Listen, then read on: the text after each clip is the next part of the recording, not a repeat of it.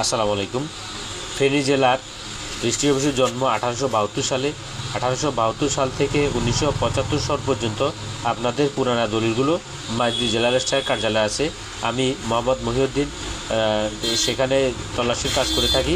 যদি আপনাদের কারো পুরাতন দলিলের নকলের প্রয়োজন হয়, স্ক্রিনে আমার নাম্বার দেওয়া আছে, অবশ্যই আমার সাথে যোগাযোগ করবেন। আমি আপনাদেরকে ঘরে বসে আপনাদের নকলগুলো আপনাদের হাতে পৌঁছে দিতে পারি।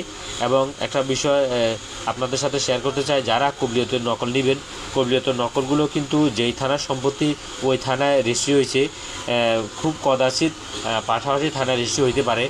এবং সাবকবলার দলিলগুলো তৎকালীন যেথায় ইচ্ছা সেখানে রেজিস্ট্রি করছে। অনেক সময় দেখা যায় একটা রায়পুরের সম্পত্তি ঢাকার তেজগাঁও রেজিস্ট্রি হয়েছে, হ্যাঁ ভাই হইতে পারে।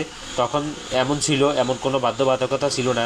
বর্তমানে যে থানার সম্পত্তি সেই থানায় আপনি রেজিস্ট্রি করা ছাড়া আপনার কোনো উপায় নেই, কিন্তু পূর্বে এই বাধ্যবাধকতা ছিল না, আপনার যেখানে ইচ্ছা সেখানে রেজিস্ট্রি করা হইতো। তো একটা দলিল আপনি তালাশি দিতে চাইলে অবশ্যই আপনাকে প্রথমে দাতার নাম দিতে হবে, দাতার বাবার নাম এবং কোন গ্রামের বাসিন্দা সেটা দিতে হবে, অথবা গ্রহীতার নাম, গ্রহীতার বাবার নাম এবং কোন গ্রামের বাসিন্দা সেটা দিতে হবে।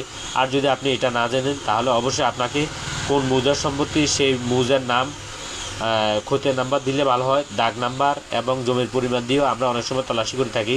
আমি মোহাম্মদ মহিউদ্দিন জেলা রেজিস্ট্রার কার্যালয়ে একজন তল্লাশকারক হিসেবে নিয়োজিত আছি। যদি আপনাদের কারো এই ধরনের কোনো নকলের প্রয়োজন হয়, স্ক্রিনে আমার নাম্বার দেওয়া আছে, আমার নাম্বারের সাথে যোগাযোগ করে আপনি ঘরে বসে চাইলে আমার সাথে কন্ট্যাক্ট করে নকলগুলো সংগ্রহ করতে পারেন। আমি বিশ্বস্ততার সহিত দীর্ঘদিন যাবৎ কাজ করে আসতেছি।